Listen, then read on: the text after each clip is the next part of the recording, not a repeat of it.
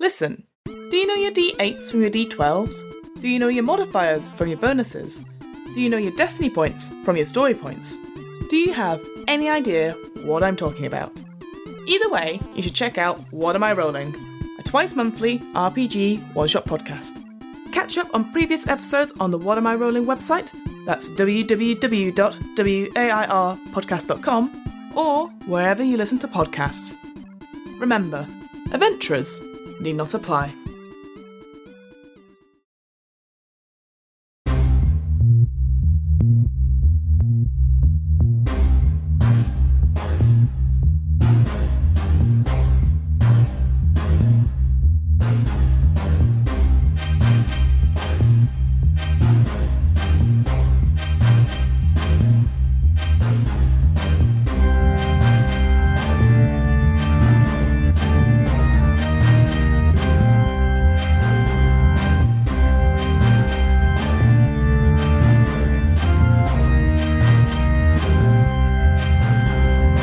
Welcome one and all to Merely Roleplayers, where theatrical people play role-playing games. I'm Matt, I'm your compere for this Deja Vu Backstage episode. I'm joined by Josh. Hello! I'm joined by Dave. Hello! By Ellie. Hello! And last but not least, by Alex. Hello. Hello, Alex. We're concentrating on you in this episode. Uh-oh. Looking back at your career with us so far. Spanning 5 seasons. Absolutely, yeah. Yeah, 5 out of 9 ain't bad. Not at all. I'm happy. I'm happy with my haul. Shall we starting from the earliest? Which ones were you in? Ariadne, so the first one. Yep, and Ghost then Story. A town called Amnesty. Yep, our Western. And then I was in Parallax. Yep. Was it? Converging? Yes, so the middle part of Parallax. Yeah. Yep. And then I was in the Cloud Skipper's Captain. Yep. And then and then Viola, I think. Yes. It was a Viola, isn't it? Yeah. Yes, yeah, you were Viola crew. Yeah.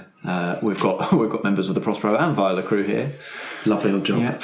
Together at last. Finally. It took us a while, didn't it? Thanks for rescuing us. You're welcome. So, over all of those many episodes that you've been in, what are the moments that you still think about, Alex?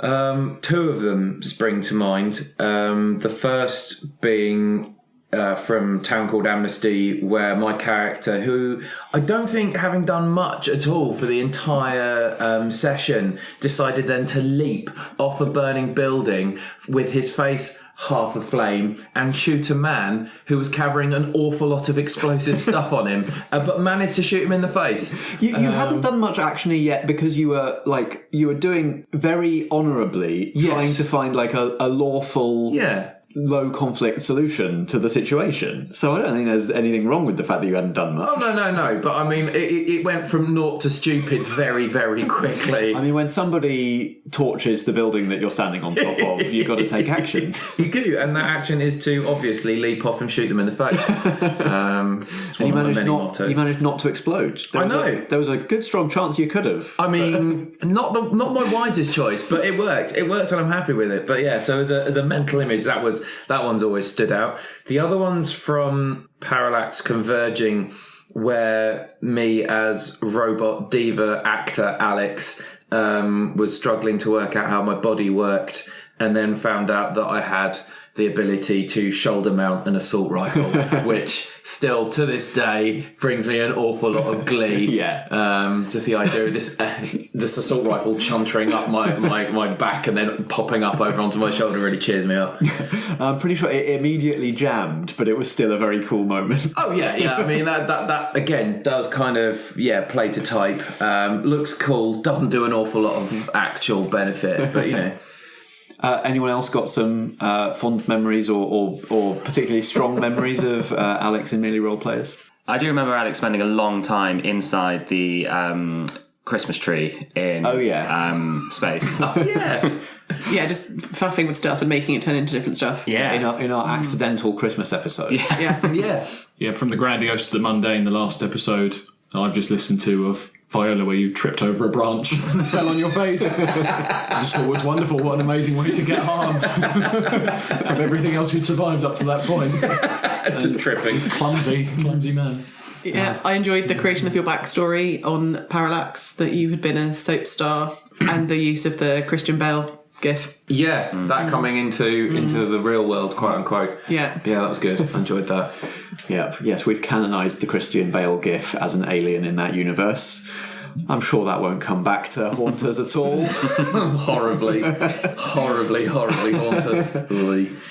So out of those two that you first said, Alex, which would you say is the most sort of memorable, intense, fun moment that you've had? So which is going to give you your +1 to remember that version of yourself? Probably, I want to say the robot as much as the lawman looked cool in the mind's eye. Yeah, I do like the idea of a automatic weapon popping up onto my shoulder.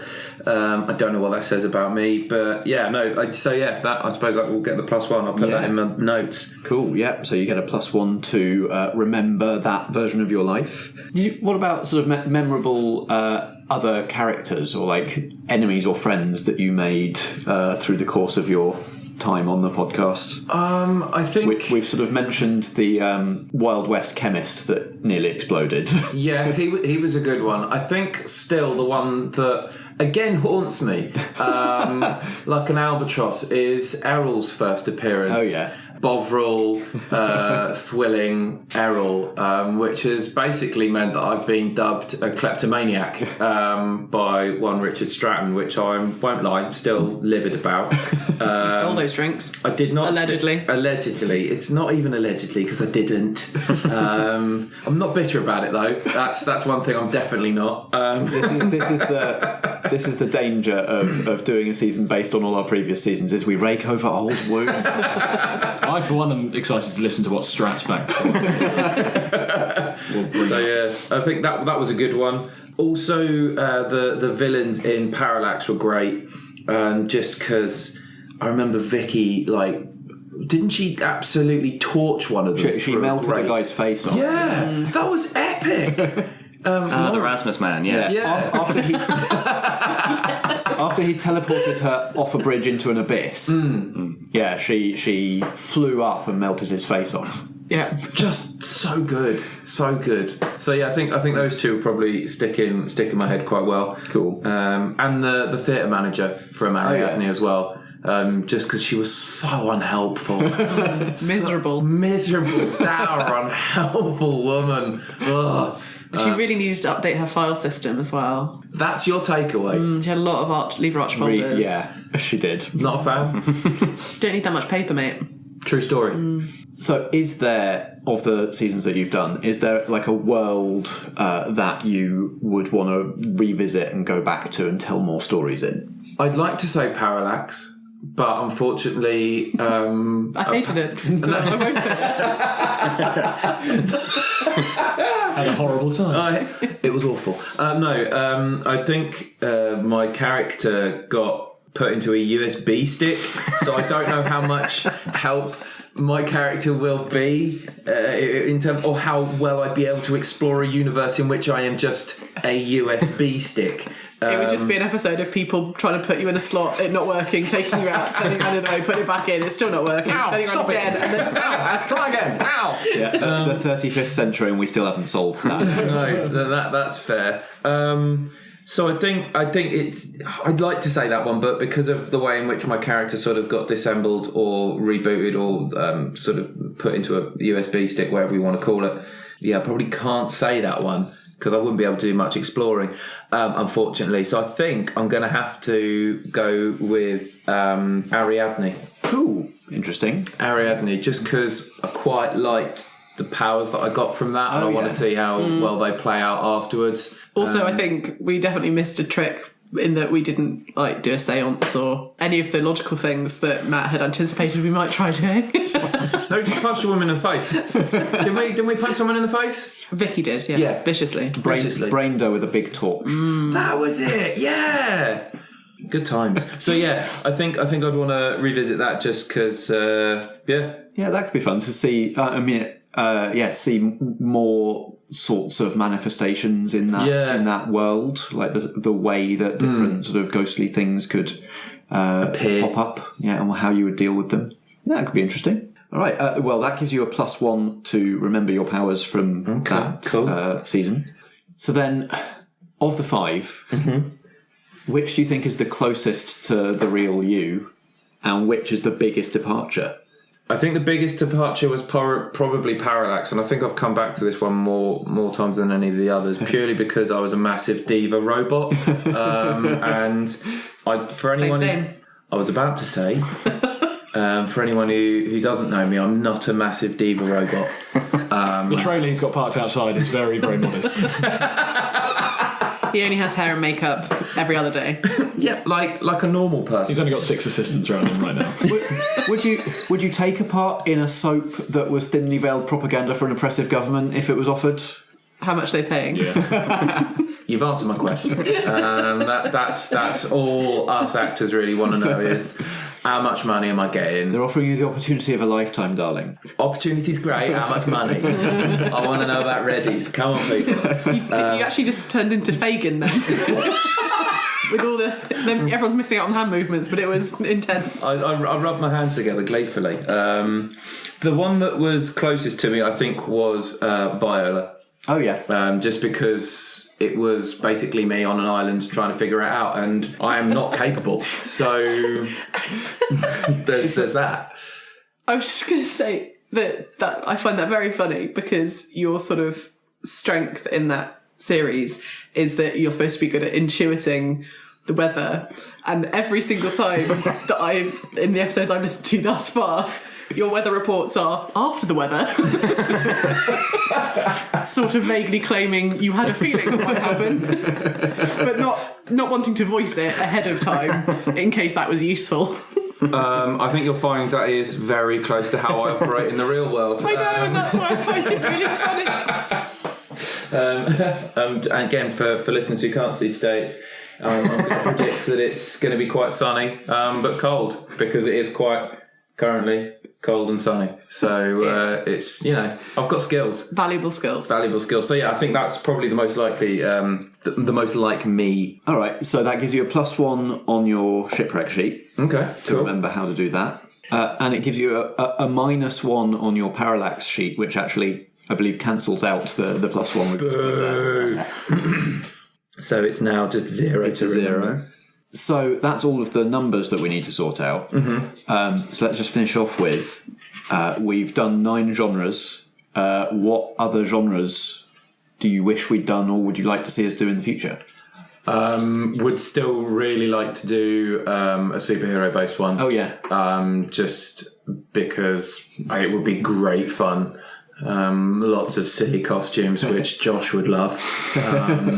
I don't know how many sequins you could get on there, but I'll start sewing now. Yeah, please do. I went straight to bandana. It's got to be bandana based. Why not both? That's where you start. Sequin bandana. Yeah. Sequin bandana, which that's is that, and there's his superhero name. Yeah, right. Someone commission this now. I want to be in this.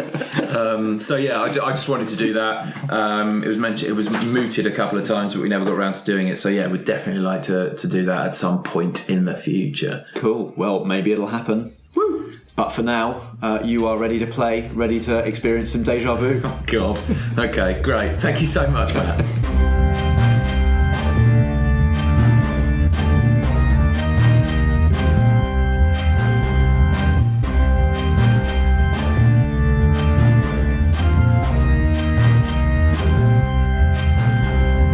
You've been listening to Merely Role Players.